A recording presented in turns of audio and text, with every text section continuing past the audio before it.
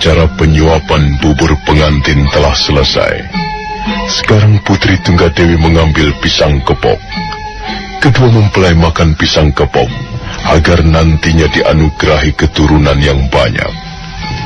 Sang Yang Batara Agung, berkatilah pisang kepok pengantin ini agar dapat menjadi lambang keturunan, sesuai dengan sabda yang kau ucapkan, bahwa, hai manusia, beranak pinaklah sampai memenuhi bumi dan menguasai segala isinya. Nah, sekarang kedua mempelai, saya minta menyantap pisang kepok ini bersama-sama. Kedua mempelai menyantap pisang kepok dengan penuh keyakinan bahwa kelak akan mempunyai keturunan yang diharapkan bisa meneruskan sejarah hidup mereka. Kini tibalah saatnya kedua mempelai melakukan sembah sungkem. Sungkem kepada para wali. Cakradara wali mempelai pria dan Nini Raga Runting sebagai wali mempelai wanita.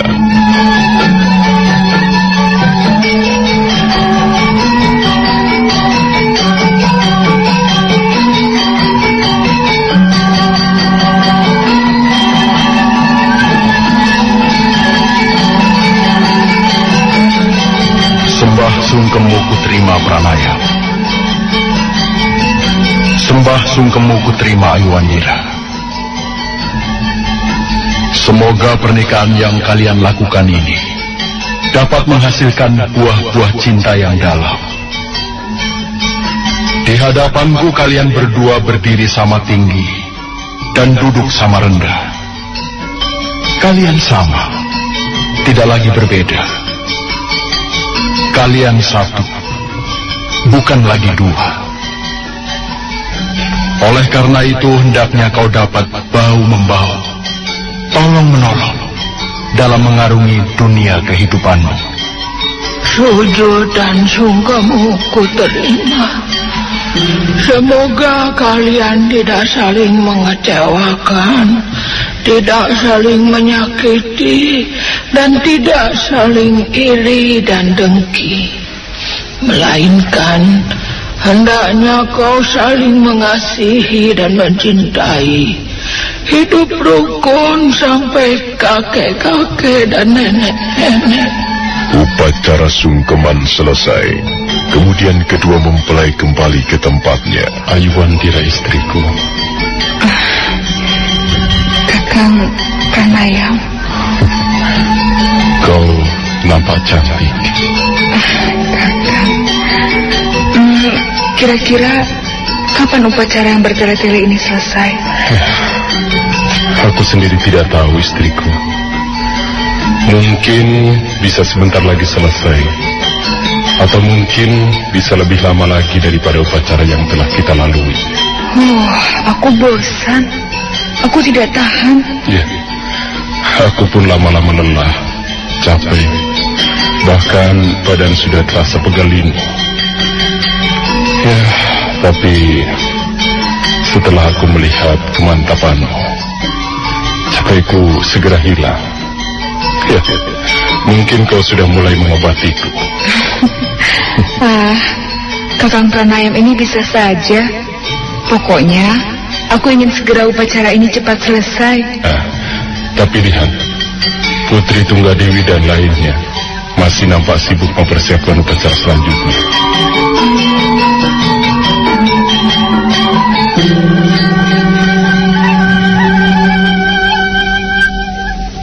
Acara selanjutnya, saya minta wejangan-wejangan dari para wali kedua mempelai. Pada kesempatan pertama, silakan wali mempelai pria, Kakang Cakradara. Terima kasih. Saya sebagai wali pihak mempelai pria ingin menyampaikan sepatah dua patah kata. Pertama, saya tujukan kepada mempelai pria. Saya akan mengambil sekilas contoh dalam perwatakan seorang pria yang setia tuhu kepada istrinya. Ia memang berhati keras, mudah marah, mudah tersinggung. Namun ia teguh pendiriannya, teguh pribadinya. Dan paling menarik adalah ia tuhu tresno kepada istrinya. Ia hanya mempunyai seorang istri sampai akhir hayatnya. Nah, apabila mempelai pria dapat mempunyai pandangan seperti itu, ia tidak akan meninggalkan istrinya atau kawin dengan wanita lain. Semoga mempelai pria tetap tuhu tresno kepada istrinya sampai akhir hayat. Lalu kepada mempelai wanita, ada sementara orang berpendapat bahwa wanita itu kaum lemah, kaum yang mudah tergoda lelaki, mudah tersinggung, mudah marah, mudah membenci, dan sebagainya. Nah, tunjukkan Ayu Wandira sebagai seorang perempuan sekaligus seorang istri bahwa anggapan itu tidak benar. Dengan begitu Ayu bisa menghapus anggapan yang keliru itu, sehingga kau akan menjadi seorang istri yang setia kepada suaminya, tidak akan menyeleweng apalagi lari dari pangkuan suami. Nah, kira-kira yang saya ucapkan ini dapat menambah wawasan apa itu perkawinan.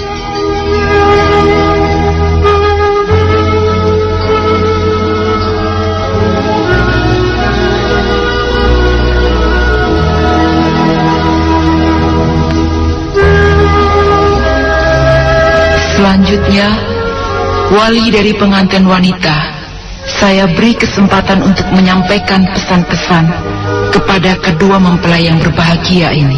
Nini Raga Runting ragu-ragu untuk mengungkapkan apa yang berada di lubuk hatinya. Kemudian dengan rasa haru, dia memeluk kedua tangan pengantin dengan erat.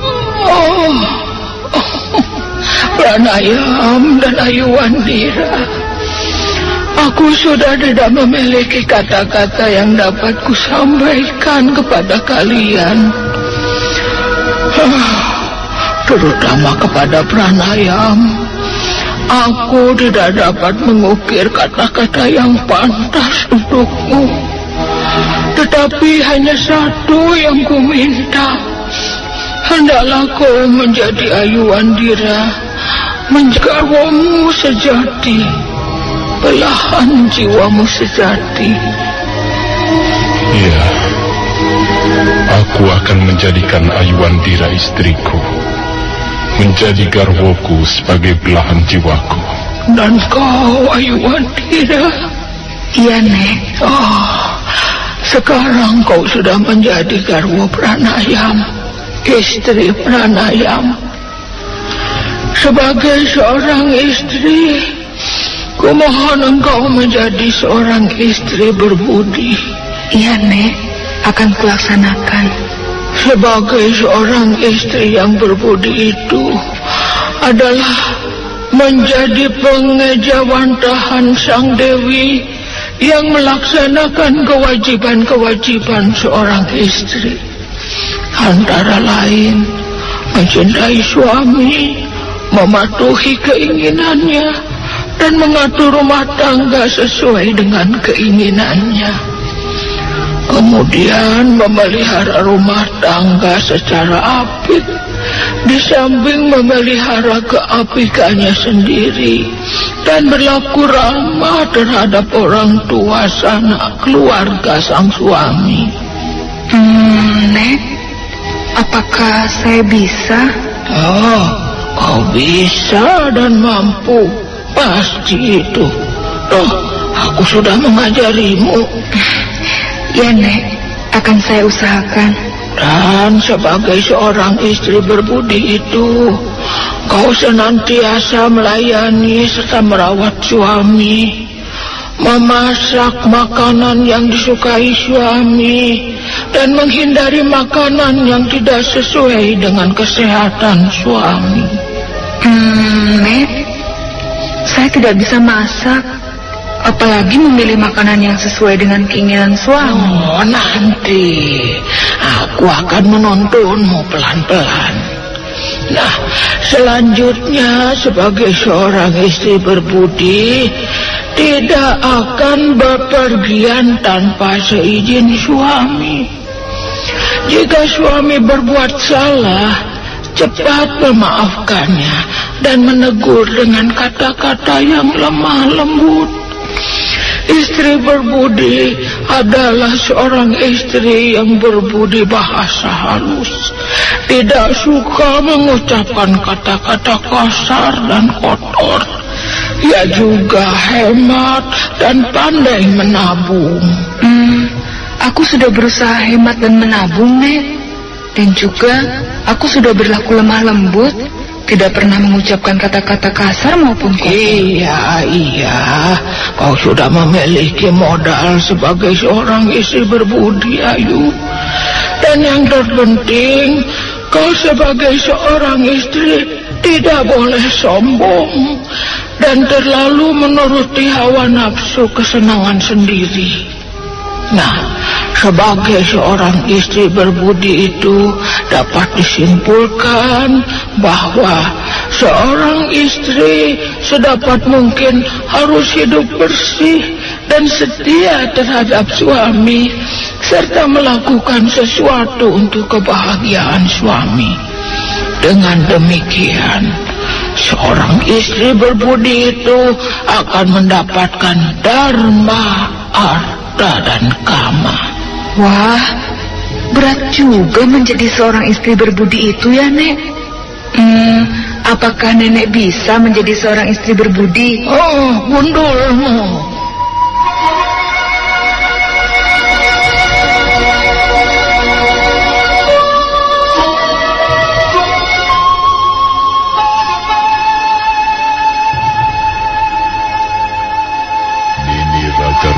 Memberikan petuah-petuah ditujukan kepada Aiwandira. Sementara Putri Raja Dewi dibantu oleh para dayang mempersiapkan upacara siraman.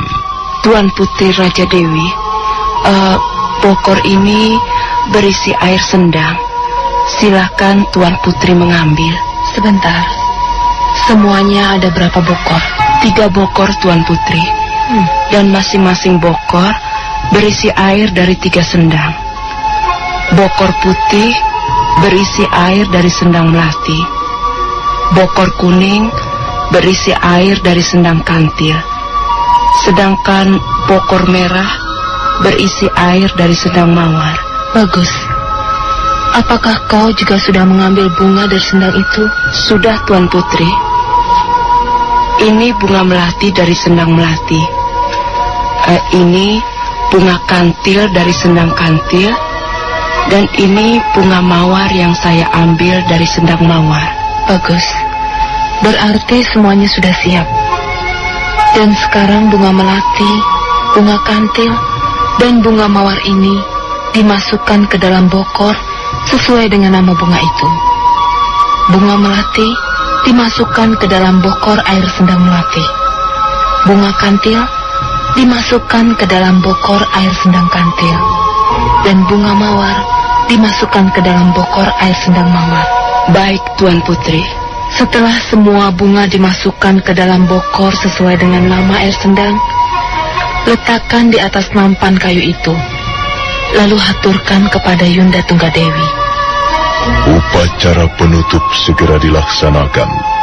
Putri Tunggadewi memegang 3 bokor yang berisi air bunga melati, kantil, dan mawar. Kedua mempelai nampak bahagia mengikuti upacara penutup yang dipimpin oleh Putri Tunggadewi.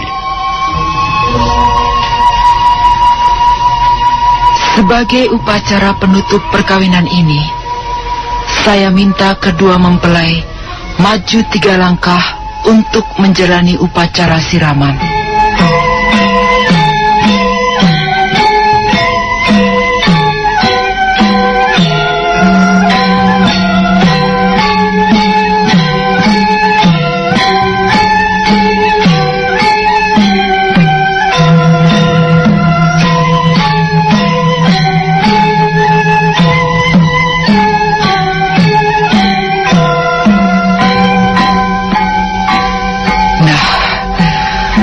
upacara siraman telah selesai dilaksanakan.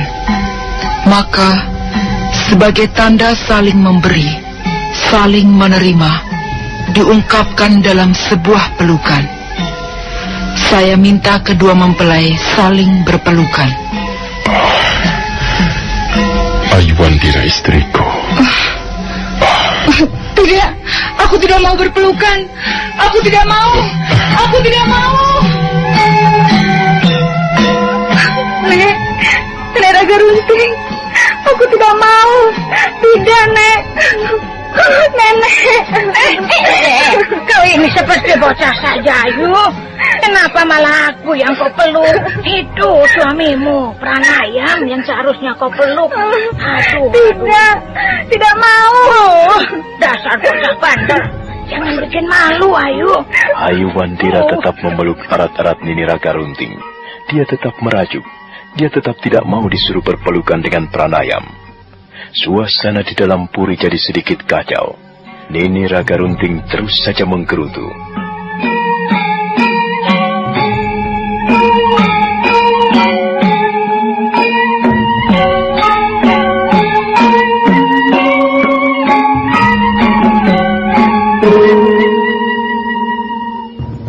Putri Tunggadewi, Raja Dewi, juga Cakradara dan Kudamerta terdiam sesaat. Mereka hanya dapat saling pandang. Tapi akhirnya mereka berusaha membujuk Ayuandira dengan sabar. Ayu, memang kuakui, untuk pertama kalinya, kau akan merasa rikuh memeluk Paman Pranayam sebagai suamimu. Tetapi selanjutnya nanti, kau tidak akan lagi merasakan kerikuhan itu, Ayu. Tidak, aku tetap tidak mau. Ayu, Nenek Raga Runting. Aduh, ini bagaimana ini? Aduh, sudah. Lepaskan pelukanmu ini. Lepaskan. Ayu, sudahlah. Kau harus menyadari bahwa dirimu sekarang sudah menjadi seorang gadis yang resmi dipersunting seorang lelaki. Ayu, kau sekarang bukan lagi Ayuandira yang dulu, tapi Ayuandira istri Paman Pranayam. Tidak. Ayu, jangan bikin Pranayam jadi tersinggung. Jangan tersinggung ya, Pranayam. Maklumlah, Ayu ini kuasuh sejak masih bocah. Tidak, nih. Saya tidak tersinggung. Saya bisa memahami kok. Tidak apa.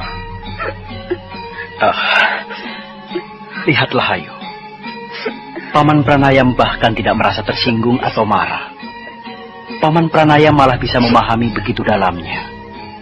Aku rasa kalau pelukan itu bukan lantaran suatu keharusan sebagai penutup upacara perkawinan ini, pasti Paman Pranayam pun tidak akan keberatan. Ayu, upacara ini tidak akan bisa ditutup atau disudahi kalau kau tetap saja dengan pendirianmu. Cobalah mengerti, Ayu. Kami semua di sini sangat sayang padamu, mencintaimu. Apakah kau tidak mau membalas kasih sayang kami ini dengan satu permintaan, yakni peluklah Paman Pranayam sebagai suamimu? Kau memang bocah bandel. Kau tidak sayang padaku. Kau tidak sayang pada Putri Tunggadewi, Putri Raja Dewi, juga pada Tuan Cakradara maupun Tuan Kudamerta. Kau cuma sayang pada dirimu sendiri. Nenek, kenapa Nenek berkata seperti itu? Ayu sayang pada Nenek, sayang pada semuanya. Ayu. Nah, kalau kau sayang pada kami semua, Ayu, ikutilah kemauan kami. Permintaan kami semuanya lah, peluklah suamimu, Paman Pranayam, sebagai penutup dari peresmian upacara perkawinan ini. Kau tidak keberatan, bukan? Seperti ada sesuatu beban yang berat yang membuat Ayuandira tidak bisa melakukan apa-apa. Dia menyusut air matanya, lalu dipandanginya Nini Raga Runting dalam-dalam. Pandangannya kemudian beralih pada Putri Tunggadewi, kemudian pada Raja Dewi, Cakradara, dan Kudamerta. Selanjutnya matanya yang bening berkaca-kaca mulai menatap Pranayam yang sejak tadi hanya terdiam. Suasana menjadi hening. Semua mata memandang ke arah Ayu Wandira. Apalagi yang kau tunggu, Ayu? Kami semua akan merasa senang sekali kalau kau bersedia menuruti permintaan kami.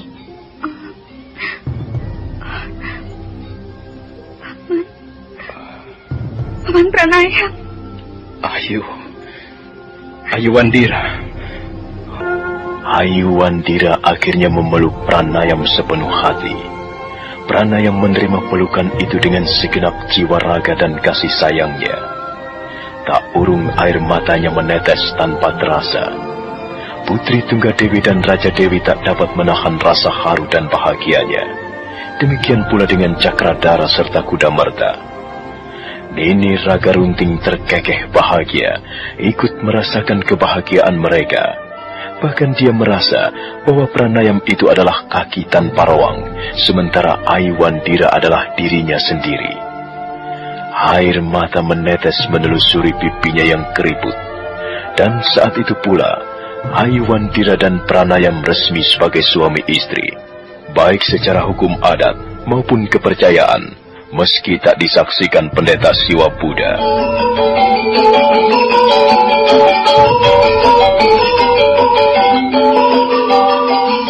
Setelah acara resmi diadakan di Puri selesai, pada malam harinya diadakan pesta kecil sebagai tanda kegembiraan. Langit biru cerah, bulan mengambang dengan mesra, seolah turut merasakan kegembiraan yang ada. Acara tari-tarian rakyat, minum-minum tuak manis sambil menyantap daging kijang bakar. Semua orang terlena dalam kegembiraan malam perkawinan Pranayam dan Ayu Wandira. Namun di balik kegembiraan itu, orang-orang heran kemana Ayu Wandira dan Pranayam. Keduanya tak nampak keluar dari pondoknya. Ayu Wandira memang tetap tinggal bersama Nini Raga Runting di pondoknya. Begitu pula dengan Pranayam, tetap tinggal di pondoknya bersama Buya dan Lata Manjari.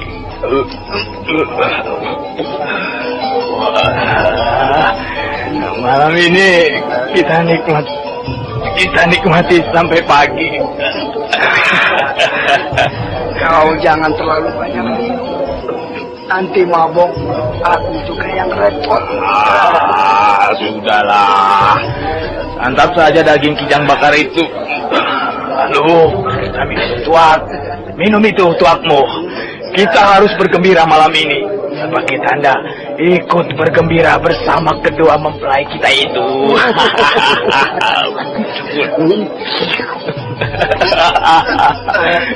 Tapi Kakang, aku tidak melihat kedua mempelai kita. Itu kan urusan mereka. Sudahlah, minum tuakmu. Kang, apalagi ya? Kenapa mereka masih bertahan di pondok masing-masing? Bukankah sebagai suami istri seharusnya sudah boleh tinggal di dalam satu pondok? Seharusnya memang begitu. Tapi barangkali mempelai wanita masih malu-malu, belum bisa tidur bersama dengan laki-laki. Wah, kalau aku yang jadi tuan Pranayam, tentu aku tidak betah. Wong sudah jadi istri siapa tidak mau tidur berdua. Pantas saja tidak ada yang mau sama kamu. Pikiranmu itu tidur terus. Ngomong-ngomong, Tuan Pranayam termasuk orang beruntung. Iya. Dapat gadis cantik, pintar, dan mahir dalam ulah kanuragan.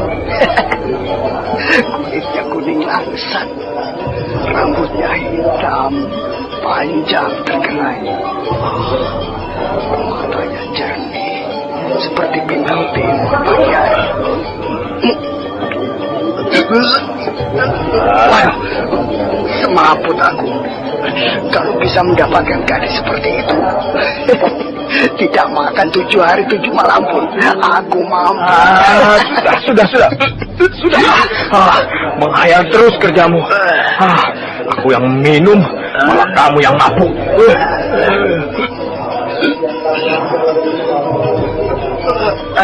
Rasa-rasanya Kalau kita amati benar-benar, Ayu Wandira itu seperti gadis dari keturunan. Hidungnya sedikit mancung, kulitnya kuning, dan matanya agak sipit. Waduh. Kalau ada laki-laki tidak tergetar hatinya setiap beradu pandang dengannya, sudah pasti laki-laki itu tidak normal. Nah, apakah sekarang kamu anggap dirimu normal? Menghayal terus seperti itu, apa itu namanya normal? Gemblung kamu. Sudah, nikmati saja malam pesta ini. Minumlah tuakmu dan santaplah daging kijang bakar di depanmu itu.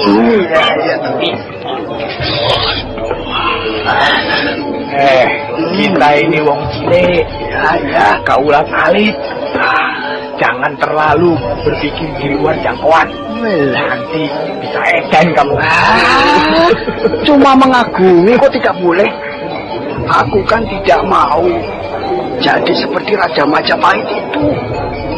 Setiap melihat gadis atau wanita cantik sedikit saja, langsung ingin memiliki dan menikmatinya. Jangan bicara sembarangan kamu. Gusti Prabu Jayanegara itu kan masih saudara tuanya junjungan kita, Gusti Putri Tunggadewi dan Raja Dewi. Tapi junjungan kita sendiri kan tidak setuju dengan cara pemerintahan Raja Majapahit itu.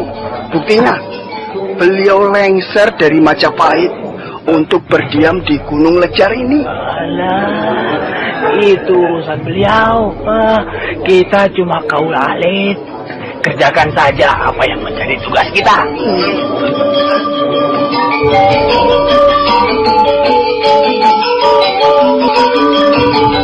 Pesta kecil memeriahkan hari perkawinan Pranayam dengan Ayu Wandira berlangsung terus.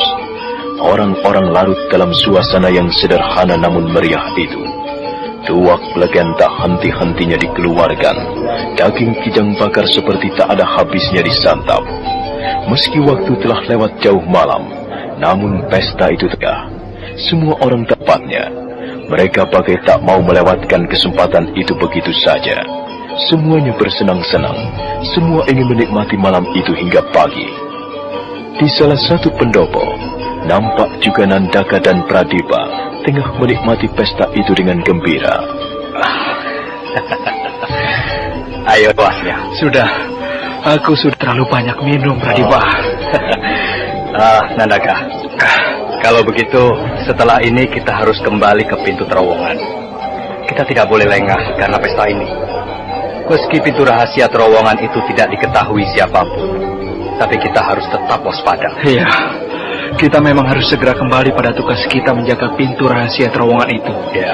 Ambil saja beberapa kerat daging kijang bakar dan beberapa cangkir tuak legen. Lalu kita bawa untuk berjaga-jaga di sana. Iya, itu usul yang bagus sekali. Aku setuju. Oh iya, aku tidak melihat Ayu Wandira dan Tuan Pranayam. Iya, sedari tadi mataku juga menyapu seluruh halaman. Tapi kedua mempelai yang berbahagia itu tidak aku lihat. Apa barangkali mereka sedang... Sedang apa, Pradipa? Jangan pura-pura tolol, Nandaka. Ini kan malam pengantin. Tentunya mereka... Kamu ini sudah berpikir yang bukan-bukan. Mereka kan masih tidur masing-masing. Ayu Wandira masih tidur bersama Nini Ragarunting. Sedangkan Tuan Pranayam masih di pondoknya sendiri bersama Puya dan Lata Manjari. Nandaka, ya.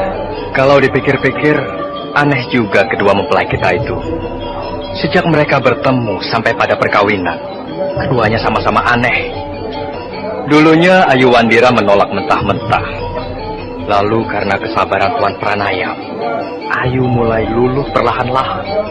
Dan sekarang, sudah jelas mereka resmi sebagai suami istri. Tetapi masih saja tinggal sendiri-sendiri. Ya, barangkali ya itulah yang disebut cinta. Cinta? Ya. Apakah cinta itu harus selalu begitu? Iya, cinta itu memerlukan pengorbanan. Dan Tuan Pranayam sudah terlalu banyak berkorban. Coba, bisa kau bayangkan, bagaimana rasanya jadi Tuan Pranayam yang selalu dicaci maki oleh Ayu Wandira. Ya, dikatakan sebagai laki-laki tua yang tidak tahu diri, laki-laki yang senang daun muda, laki-laki yang sepantasnya jadi ayahnya. Tapi namanya cinta. Pada akhirnya Ayu Wandira luluh juga ketika Tuan Pranayam terpaksa kehilangan tangannya karena suatu pertarungan. Tapi anehnya Tuan Pranayam waktu itu tidak langsung menerima Ayu Wandira. Beliau malah pergi keluar dari Gunung Lejar ini. Kalau waktu itu Tuan Pranayam tidak pergi, tentu pesta perkawinan sudah diadakan sedari dulu. Ya, kita memang tidak pernah tahu nasib manusia. Aku sendiri tidak tahu apa dan bagaimana hari esokku. Begitu juga kau. Tentu kau sendiri tidak tahu akan bagaimana dengan masa depanmu. Iya. Semuanya itu memang ada di tangan Yang Agung, Sang Hyang yang tahu dan merencanakan hidup manusia. Terkadang kita bingung karena apa yang kita kehendaki dan kita rencanakan tidak seperti yang kita inginkan. Kalau ini terjadi pada diri kita, maka sudah bisa dipastikan Sang Hyang Widiwasa tentu sudah mempunyai rencana dan kehendak lain dalam hidup kita. Iya, kurasa benar juga. Buktinya sekarang ini Tuan Pranayam kembali ke Gunung Lejar bersama Buya dan Lata Manjari. Kalau saja waktu itu Tuan Pranayam tidak keluar dari Gunung Lejar, tentu tidak akan bertemu Buya dan membawa bayi Lata Manjari. Tapi bersyukurlah, sekarang ini Tuan Pranayam telah bersanding dengan Ayu Wandira. Semoga kedua mempelai hidup berbahagia sampai di akhir hayatnya nanti. Berbahagia katamu? Apakah berbahagia namanya kalau keduanya masih tidur dan tinggal di pondoknya masing-masing? Itu bukan urusan kita, Pradipa. Urusan kita adalah menjaga pintu rahasia terowongan. Jangan sampai ada seseorang pun bisa menemukan pintu terowongan itu. Sebab di sanalah letak keselamatan kelompok kita. Ayo Pradipa, segera kita kembali ke sana. Kita tidak boleh lengah karena pesta perkawinan ini. Baik, sebentar, ku panggil teman-teman yang lain. Oh ya, apakah aku boleh membawa beberapa cangkir tuak legen dan beberapa kerat daging kijang bakar? Iya, boleh, bawalah. Kita makan dan minum di pintu terowongan sambil berjaga-jaga. Pradipa segera beranjak dari tempatnya untuk mengumpulkan teman-temannya. Nandaka masih duduk sambil memperhatikan suasana sekeliling, memperhatikan orang-orang yang tengah larut dalam suasana pesta. Gamelan masih terdengar mengiringi tari-tarian rakyat. Ada tarian yang menggambarkan Dewi Ratih dan Kamajaya sebagai hiburan bagi kedua mempelai. Kemana Tuan Pranayam dan Ayu Wandira? Apakah telah terjadi sesuatu pada diri mereka? Aneh. Orang-orang berpesta untuk memeriahkan hari perkawinannya, tetapi kedua mempelai malah tidak menampakkan diri.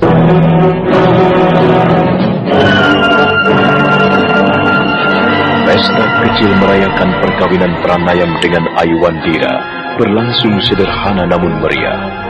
Sepertinya orang-orang tak mau melewatkan malam berjalan begitu saja tanpa sesuatu yang berkesan. Tari-tarian rakyat dipagelarkan, minuman tuak legen dibagikan, daging kijang bakar tak habis-habisnya dihidangkan.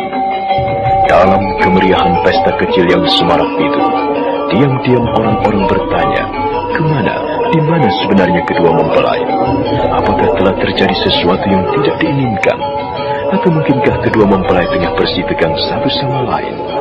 Nandaka. Iya. Kupikir-pikir kedua mempelai kita itu memang aneh. Sudah resmi sebagai suami istri.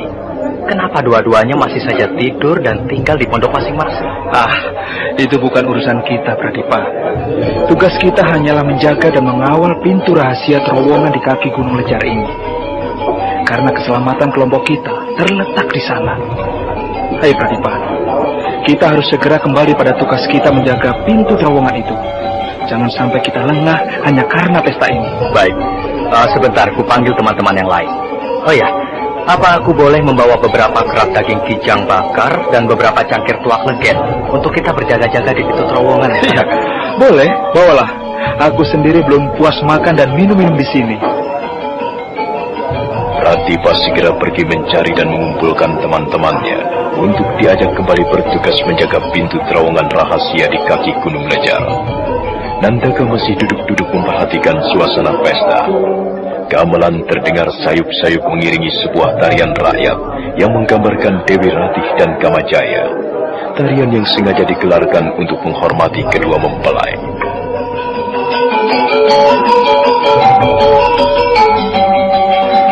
Tari-tarian yang elok. Tari-tarian yang menggambarkan Dewi Ratih dan Kamajaya. Tapi di mana kedua mempelai itu? Sedari tadi tak kulihat duduk bersanding di tempatnya. Apakah tengah terjadi sesuatu pada diri mereka? Atau kukira mereka bisa menjaga diri. Ya, lebih baik aku kembali saja pada tugasku, menjaga pintu terowongan. Memang benar, sementara orang-orang berpesta merayakan pernikahan mereka, kedua mempelai justru tak tampak di antara mereka yang tengah berpesta. Sementara malam terus berjalan tersaruk-saruk bagai seorang tua yang sedang menggapai-gapai. Bulan mengambang menyeberangi mega-mega. Langit biru cerah ditebari bintang-bintang. Kedipnya seolah turut memeriahkan suasana pesta. Tapi kemanakah Pranayam dan Ayuwandira?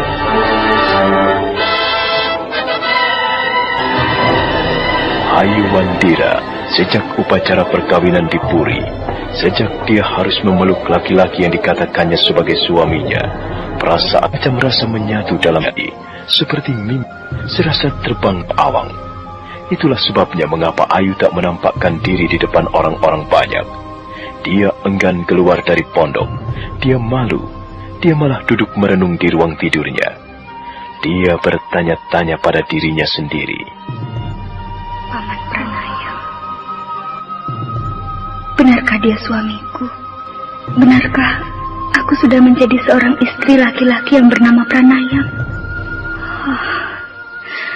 Seperti mimpi rasanya peristiwa upacara perkawinan siang tadi. Rasanya aku tidak percaya kalau sekarang ini aku menjadi istri seseorang. Dan seseorang itu ialah Paman Pranayam. Ayuwandira duduk termenung sendiri di ruang tidurnya, di tepi pembaringan. Suasana pesta di luar tak mempengaruhi dirinya. Sementara malam semakin larut, Ayu merasa malu untuk keluar pondok. Dia serba salah, serba tidak mengerti. Untuk apa semuanya ini dia jalani? Oh, Paman Pranayam, mengapa kau harus menjadi suamiku? Kalau aku menjadi istrimu, nanti harus tinggal bersama dalam satu pondok. Harus tidur berdua dalam satu pembaringan. Lalu kata Nenek Raga Runting, perutku akan membengkak. Aku pasti jelek sekali kalau dengan perut membengkak. Dan aku akan punya anak. Punya anak? Aku punya anak? Lucu. Aku punya anak. Lucu. Seperti apa aku nanti kalau punya anak? Tidak. Aku boleh saja jadi istri Paman Pranayam. Tapi aku akan tinggal di pondok ini, tidur bersama Nenek Raga Runting. Ayu, kau belum tidur?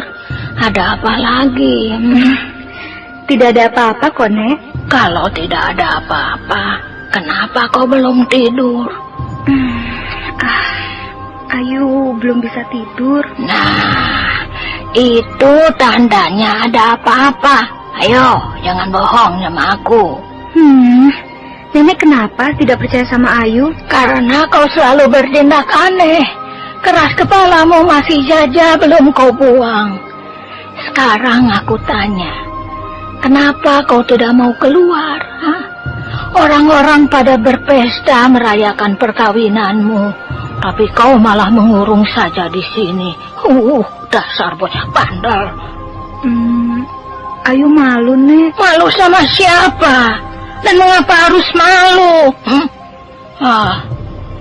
Ayu, kau sekarang ini sudah jadi istri Tuan Pranayam. Kau bukan lagi gadis yang bisa berbuat semau-maumu. Sekarang ini, segala tindakanmu harus benar-benar kau pertimbangkan dan perhitungkan. Jangan samakan dirimu dengan ketika kau masih sendiri. Jadi, Ayu tidak bebas lagi, Nek? Iya, kau memang tidak bisa bebas seperti dulu. Kau sudah ada yang bertanggung jawab, yakni Pranayam. Laki-laki itulah yang bertanggung jawab atas hidupmu. Karena dia suamimu, dan itu harus kau sadari. Tidak enak jadi istri orang. Harus diatur ini dan itu. Mesti begini, mesti begitu. Apa enaknya jadi istri orang? Kau tidak boleh bicara seperti itu. Pranayam itu suamimu. Ayu lebih menganggap Tuan Pranayam itu ayah Ayu. Orang tua Ayu sendiri. Ayu tidak merasa kalau dia suami Ayu. Ayu, upacara perkawinanmu siang tadi di Puri sudah meresmikan dan mengesahkan kau dan Pranayam sebagai suami istri. Itu tidak bisa kau pungkiri. Apapun alasanmu, sekarang sudah tidak berlaku lagi. Yang pasti Pranayam adalah suamimu dan kau adalah istrinya. Ikatan ini sudah diakui dan syah secara hukum adat maupun kepercayaan. Ingat Ayu, Pranayam itu orangnya baik. Dia laki-laki yang penuh tanggung jawab, bijaksana, welas asih. Meski umur di antara kalian terpaut jauh, tapi ini jangan dijadikan masalah. Percayalah, kau akan bahagia di sampingnya. Sebab itu, jadilah istri yang baik, istri yang berbudi, istri yang mencintai dan mengasihi suami secara penuh. Ayu mengasihi dan mencintai Paman Pranayam hanya sebagai orang tua, sebagai ayah, lain tidak. Oh, dasar bocah bandel. Apa kau tidak mau mendengarkan kata-kataku? Kata-kata seorang perempuan keriput yang sebentar lagi sudah tidak mungkin melihat dunia ini. Nek, jangan berkata seperti itu. Makanya dengarkan kata-kataku. Ini demi masa depanmu sendiri, Ayu. Aku ingin berpesan agar nanti kalau aku sudah tidak bersamamu lagi, kau masih selalu mengingatnya. Dan aku di alam sana nanti bisa merasa puas, lega, dan rela. Kau mau kan dengar kata-kataku? Iya, Nek, mau. Jadilah istri yang berbudi. Istri yang berbudi itu wanita yang mencintai dan mengasihi suaminya, mematuhi rumah tangga sesuai izin suami. Ia akan selalu merawat, memelihara rumah tangganya secara apik, di samping memelihara keapikannya sendiri. Ia menjauhkan diri dari pergaulan orang-orang yang bertabiat buruk. Ia akan senantiasa merawat dan melayani suaminya, memasak apa saja yang disukai suaminya, dan menghindari makanan yang tidak sesuai dengan kesehatan suaminya. Ingatlah itu, Ayu. Ingatlah.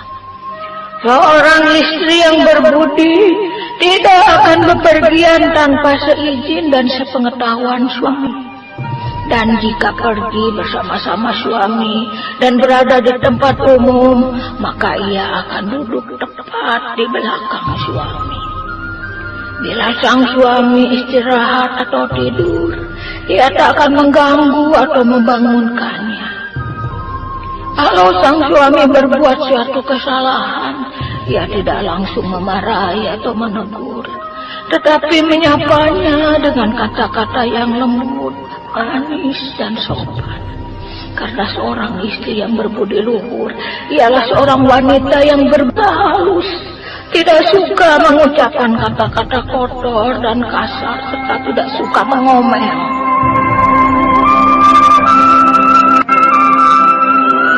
Masih terngiang-ngiang terus apa yang dikatakan Nini Raga Runting di telinga Ayu Wandira. Meski hari telah lewat jauh malam, meski telah beranjak kembali, namun Ayu tetap tercenung di tepi pembaringannya. Hatinya tetap gelisah. Perasaannya bercampur aduk dengan aneka rasa yang dia mengerti. Dan dia dapat menerima apa yang diucapkan Nini Raga Runting. Tapi terkadang ia tidak puas. Kadang deminya. Sementara di luar sana pesta kecil masih berlangsung meriah. Orang-orang masih belum mau meninggalkan tempatnya.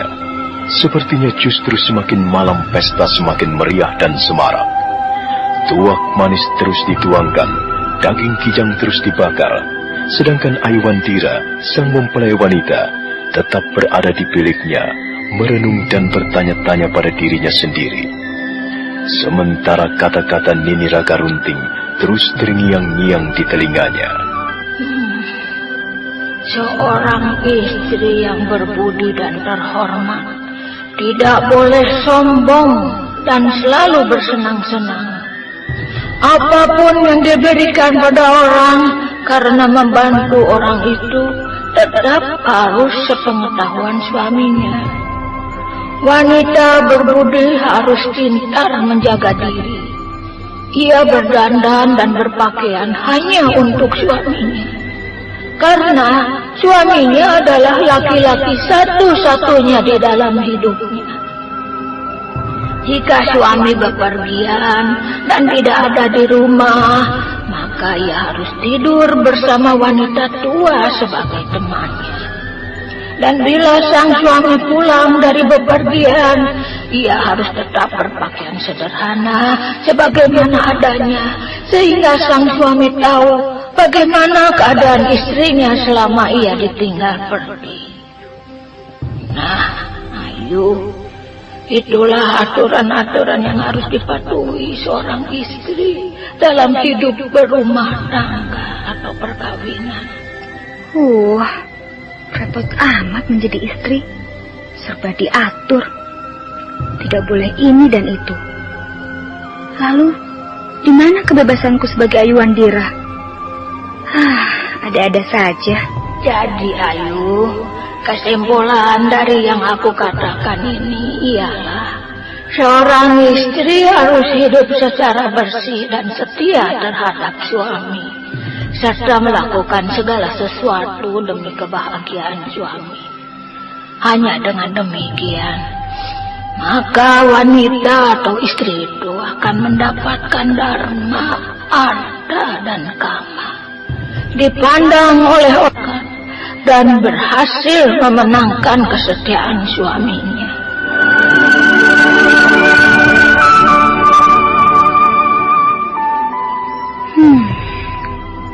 Setia, sabar, dan jujur.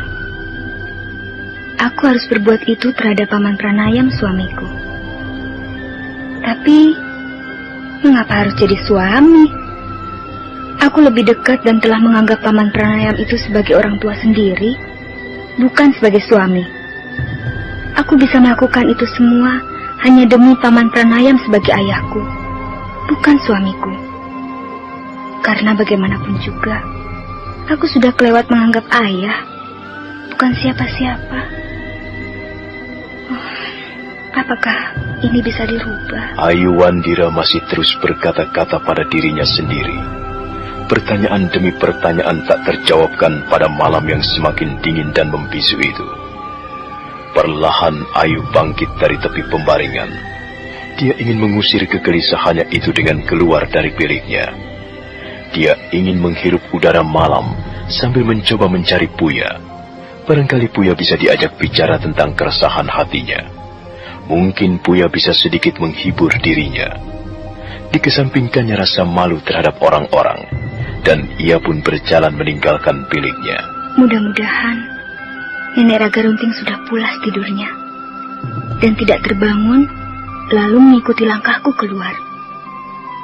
Entah mengapa, sekarang ini aku sedang tidak senang digurui bermacam petua. Nek, tidurlah. Jangan ganggu aku, Ayu Wandira si bocah bandel.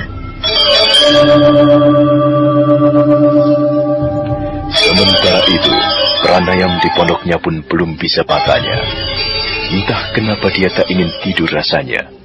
Pikirannya menerawang tentang upacara sepanjang siang tadi di puri. Dia harus bersumpah sebagai mempelai laki-laki. Dia harus menunggu beberapa saat lamanya untuk memeluk Ayu Wandira sebagai istrinya. Dia sadar bahwa dirinya terlalu tua berdampingan dengan bocah itu. Namun apa boleh buat, dirinya seperti tak berdaya apa-apa dipersandingkan dengan Ayu Wandira. Ayu, aku sadar kau terlalu muda untuk menjadi istriku. Aku memang laki-laki tua yang tak tahu diri. Kau pasti bisa memaafkan aku.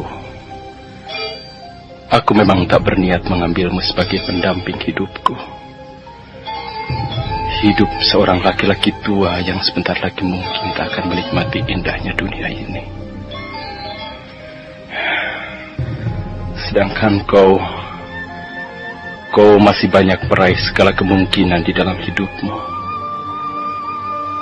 Kalau tadi siang kita harus mengucapkan sumpah prasetia perkawinan, itu memang di luar dugaanku.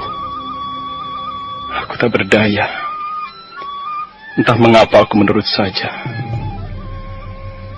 Ayu, seandainya upacara siang tadi bisa dibatalkan, seandainya perkawinan kita tidak resmi dan sah menurut hukum adat maupun kepercayaan, tentu aku tidak akan keberatan melepaskanmu seperti dulu lagi. Aku memang sepantasnya menjadi ayahmu, bukan suamimu. Oh, Lata Manjari terbangun. Di mana Buya? Oh, barangkali Buya tertidur karena sudah sesiang tadi menggendong Lata Manjari. Baiklah, biar aku saja yang mengurusi bayi itu. Kasihan Buya, dia harus istirahat. Pranayam bangkit dari pembaringannya. Dia membuka pintu menuju ke ruang tengah untuk mendiamkan Lata Manjari yang sedang menangis.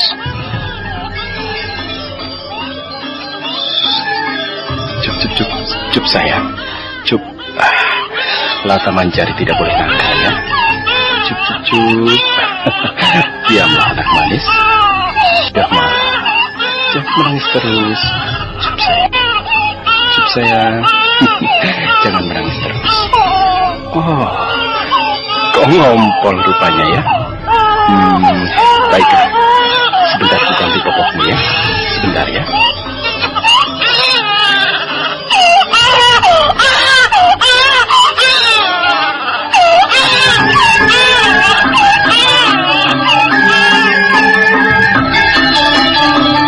Lata Manjari terbangun dan menangis melengking, seolah sengaja menggugah pranayam dari lamunannya tentang Ayu Wandira. Bocah bayi itu seperti tahu bahwa semua yang dialami pranayam hendaknya tak perlu terlalu disesali lagi. Nah, saudara pendengar, bagaimanakah kisah selanjutnya? Silakan menunggu seri berikutnya. Sampai jumpa.